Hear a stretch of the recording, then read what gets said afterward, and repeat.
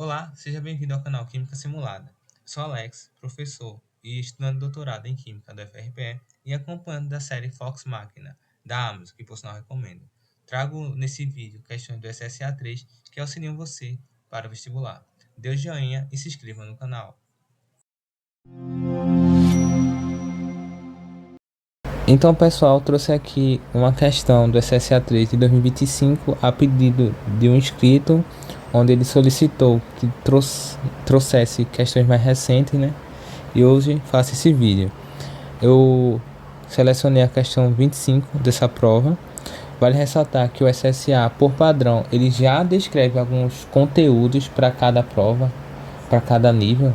O SSA 3 de Química, ele por padrão usa de questões trabalhando orgânica e eletroquímica bastante, esses dois temas. Então é bom sempre reforçar esses dois temas, dois conteúdos de química. E um detalhe é que nessa prova, diferente das demais, eles não classificaram as questões por disciplina e sim por área, no caso, natureza. Vemos aqui o enunciado. Já defini alguns trechos importantes que a questão pede, né? Vamos ler. Em ano de Jogos Olímpicos é comum o debate sobre o uso de drogas para melhorar o desempenho atlético. Esse é um problema de ordem pública que atinge vários segmentos da sociedade. Na Segunda Guerra Mundial, as tropas alemãs e aliadas usaram metanfetamina, que é uma amina secundária que apresenta apenas um centro esterogênico, para manter os soldados ativos por dias e alcançarem seus objetivos. Em 2015, os ataques terroristas na casa de show Bataclan, Paris e na Tunísia foram executados por pessoas sob efeito de fenetina, que é uma amina oxigenada com carbono quiral. No esporte, há relatos do uso de esteroides anabolizantes, como no caso de Ben Johnson, nos Jogos de 1988, e inibidores de fome como a efedrina, um composto quiral contendo funções amino e álcool, que foi encontrado no exame de Maradona na Copa do Mundo de 1994. Com isso dito, ele perde, com base nas informações apresentadas, assinar a alternativa que apresenta corretamente as estruturas dos compostos usados pelos soldados e por Maradona. Então, vemos que ele só quer nesses dois casos. Aqui são as alternativas. Se você quiser tentar, pausa o vídeo e continue. Primeiramente, o que seria a amina? A amina é um grupo funcional que ele, por característica, se assemelha bastante com a amônia. A amônia é um composto que tem uma propriedade interessante, que ao adicionar em água, ele forma o cátion amônio e torna a água um sistema básico pela formação de hidróxido de amônio. Além disso, a característica principal da amônia é essa sua geometria, que é a piramidal.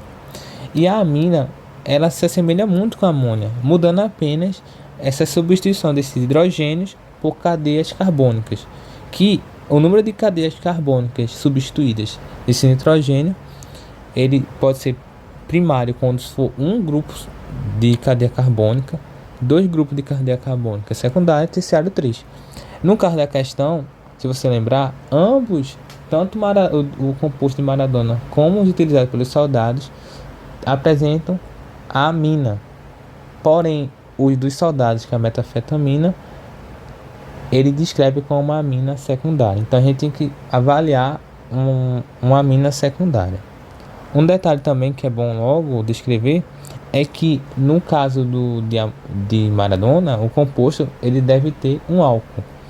E existem umas diferenças que são cruciais para você não interpretar incorretamente. Um álcool é quando você tem uma hidroxila ligada a carbonos saturados, tá certo? Ou seja, esse carbono aqui é um carbono saturado que está ligado diretamente à hidroxila. Nesse caso aqui, não, é um carbono insaturado que está ligado à hidroxila, então não é um álcool. E aqui, muito menos, aqui é um hidroxila ligado a um aromático, chama fenol, tá certo? A amônia também tem, a amônia não, desculpa, a amina tem isso também. A amina é quando você tem um nitrogênio ligado a carbonos saturados. Quando você tem uma insaturação, já não é um grupo amina, ela é uma enamina, e se tiver uma dupla ligação direta com nitrogênio, uma imina. Vamos para a questão. Desculpa, para as alternativas. Vemos aqui que das substâncias, no primeiro caso, como é respectivamente, a gente tem que resolver a do soldado e depois a outra estrutura é o de Maradona, né? Então vamos lá. Esse aqui apresenta uma amônia secundária. Vemos aqui que é sim, né? Esse nitrogênio está ligado a duas cadeias carbônicas. Isso aqui é uma amônia, desculpa, uma amina secundária. Esse aqui é uma amina secundária, tá ligado aqui, secundária. Essa aqui é a minha estrutura da A. A D, vemos que tem um nitrogênio e está ligado a um carbono. Só que esse carbono, se você observar aqui, ó, é insaturado. Então isso aqui não é uma amina. E a letra E, temos a mesma estrutura que a B. Então que temos? Temos 4 alternativas possíveis ainda. Porém, um detalhe é que ele fala de um estereocentro, né? A presença de um estereocentro. O que seria estereocentro? Um estereocentro são átomos que estão numa molécula que apresentam substituintes diferentes nessas suas ligações. O carbono, por exemplo, o carbono tem 4 ligações, como vemos aqui na figura. Quando ele tem substituintes distintos, ele é um estereocentro. Algo interessante é que o número de estereocentros define o número de estereisômeros, que no caso a fórmula é 2N, onde esse N é o número de estereocentros. Os estereisômeros, eles se comportam como um isômero comum, ou seja, são compostos que têm a mesma fórmula molecular, ou seja, o mesmo número de átomos, e mudam, no caso do estereoisômero, a orientação espacial, ou seja, a orientação das ligações no espaço, mas as ligações que estão nos estereocentros, tá certo? Aí, pela fórmula, se a gente tiver 2 estereocentros na molécula, teríamos 4 estruturas que descrevem aquela molécula. Porém, existem casos que esse número não é igual ao da fórmula, sempre inferior ao valor.